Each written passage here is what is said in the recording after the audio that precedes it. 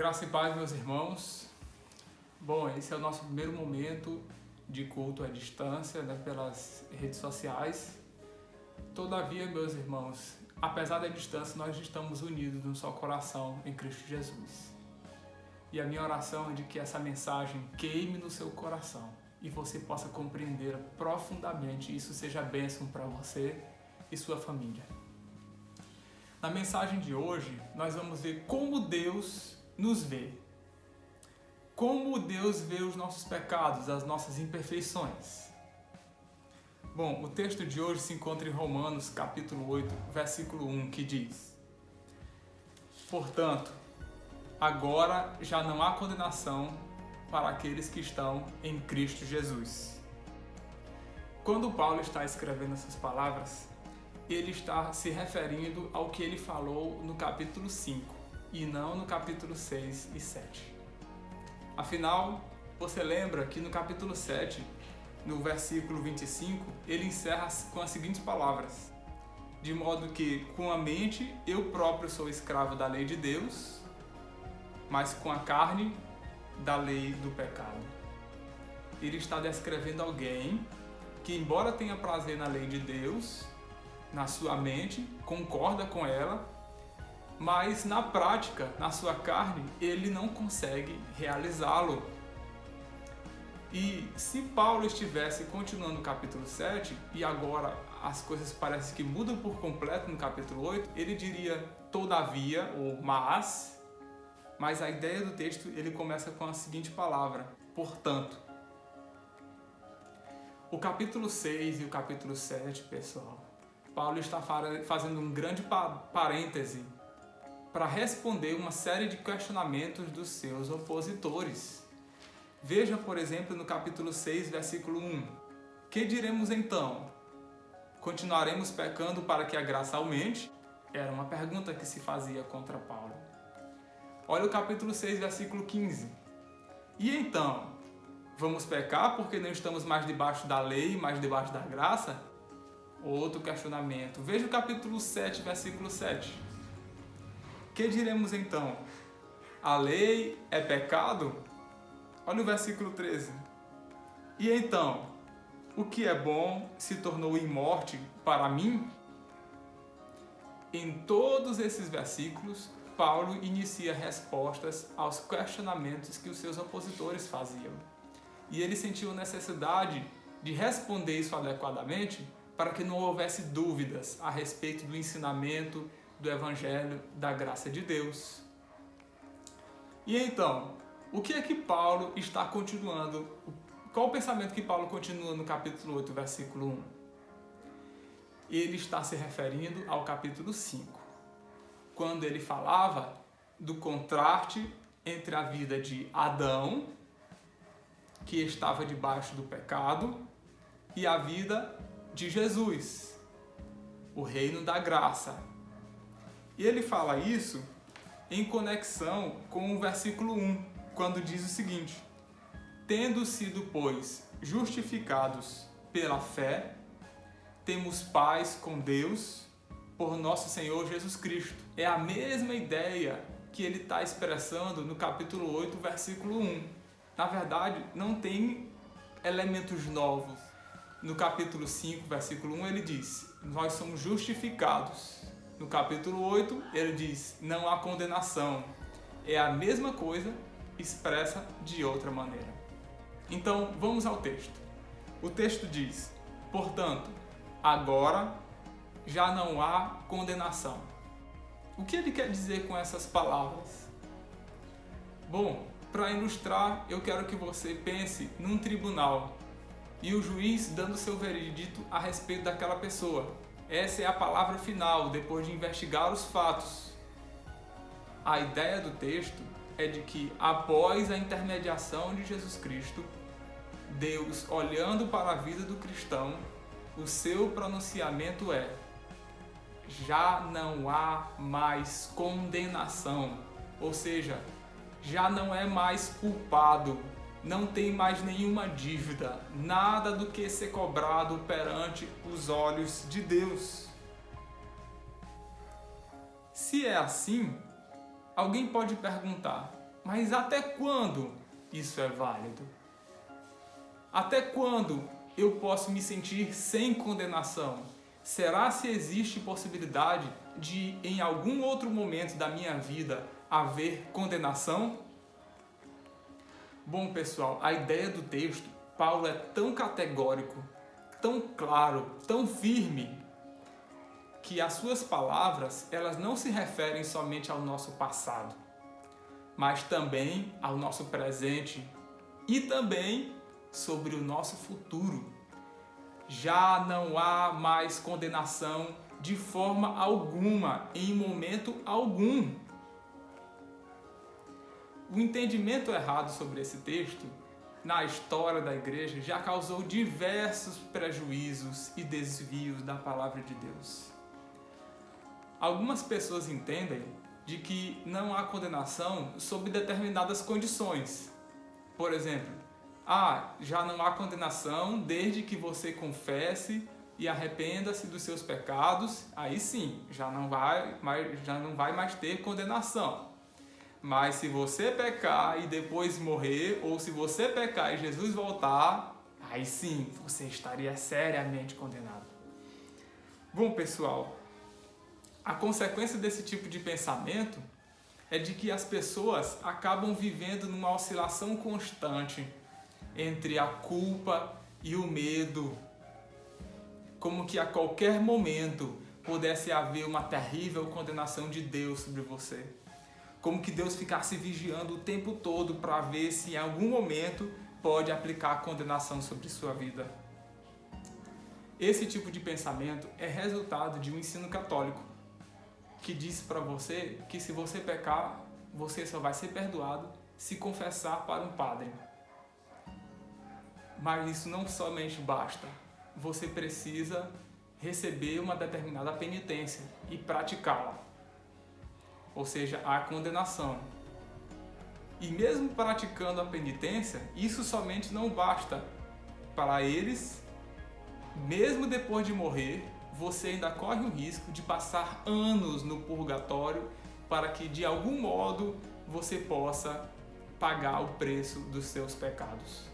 Ou seja, a condenação.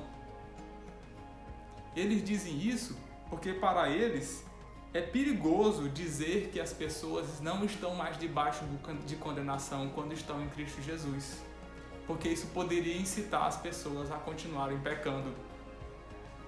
Mas foi exatamente esse mesmo questionamento que fizeram para Paulo no capítulo 6, versículo 1.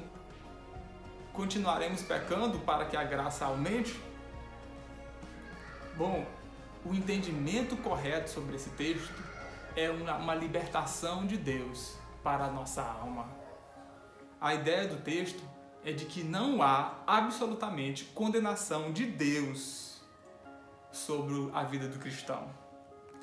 O cristão já saiu da esfera de condenação e por essa razão ele jamais deve se sentir condenado, jamais deve se permitir sentir assim. É o diabo quem procura fazer você se sentir dessa maneira. E isso tem repercussões terríveis sobre a vida do cristão. Compreender isso é libertador. Eu me lembro de diversas vezes quando eu pecava, me sentia condenado, indigno de orar, indigno de ler a palavra de Deus, de buscar o Senhor e ainda com medo de estar diante do meu Deus. Isso eu pensava porque não entendia o que eram as palavras de Paulo quando diziam: já não há condenação. Deus não te condena mais, nem eu condeno você.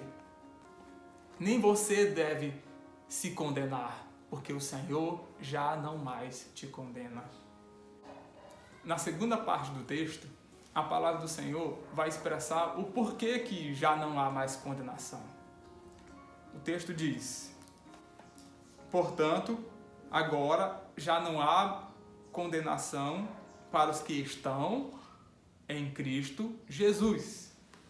Essa expressão é muito importante e por vezes a gente passa por ela despercebido. Mas o que é que significa estar em Cristo Jesus? Eu quero fazer a seguinte ilustração. Estar em Cristo Jesus significa estar dentro dele.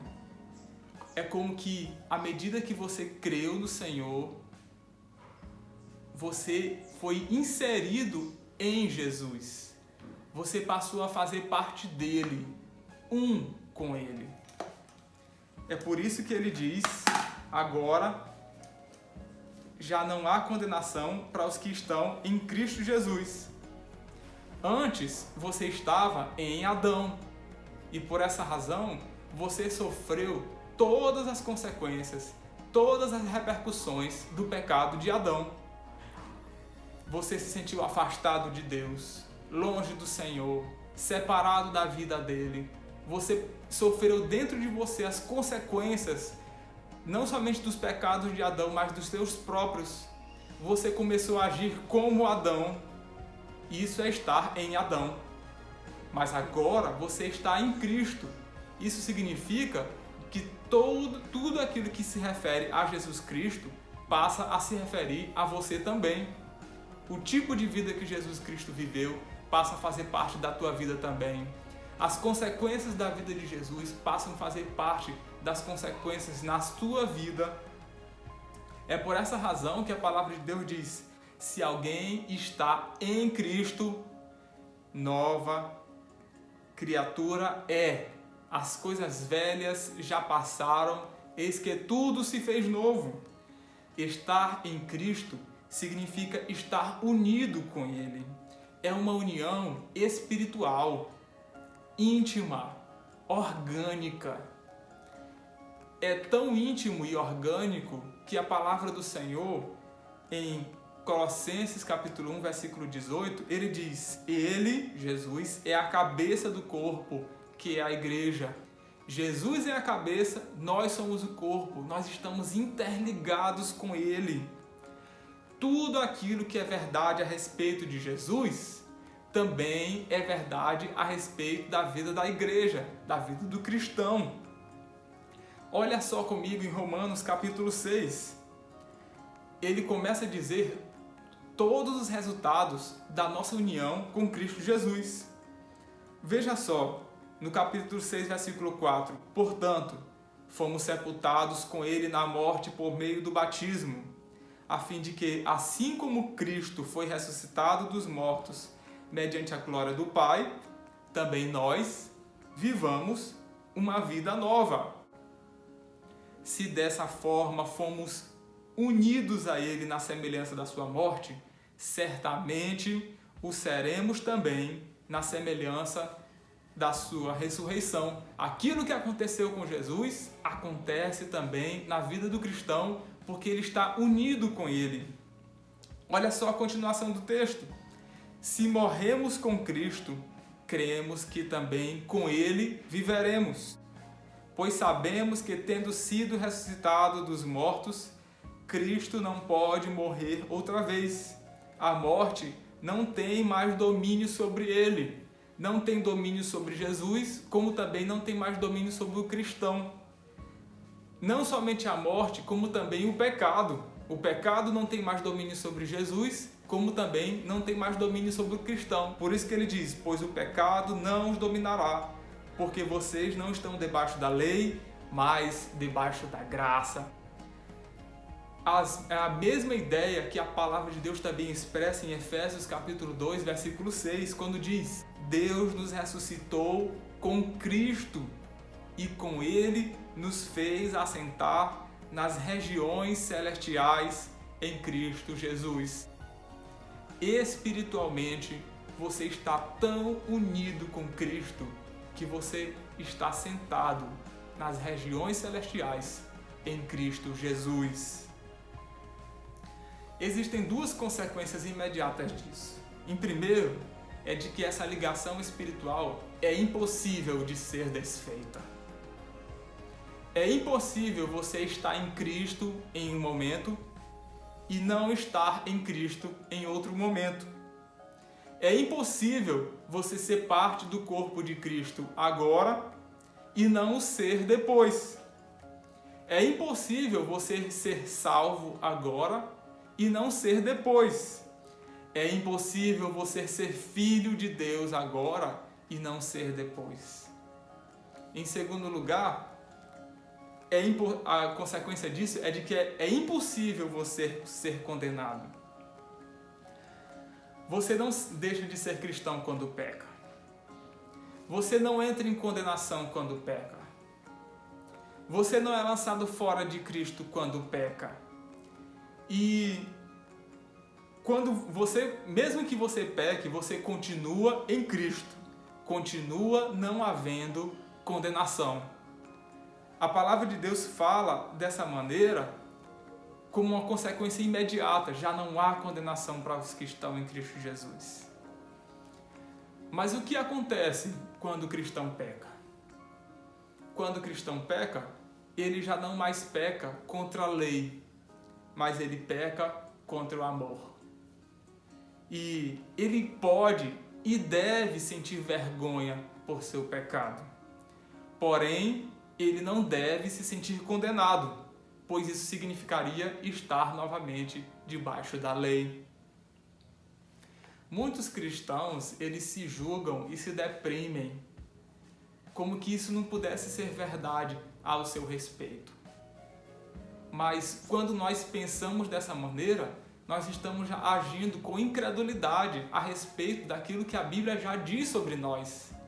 E é por essa razão que a palavra de Deus fala sobre o que é a essência do Evangelho. O Evangelho é pela fé, como a palavra de Deus diz em Romanos capítulo 1, versículo 17. No Evangelho é revelada a justiça de Deus, uma justiça que, do princípio ao fim, é pela fé, como está escrito: o justo viverá pela fé.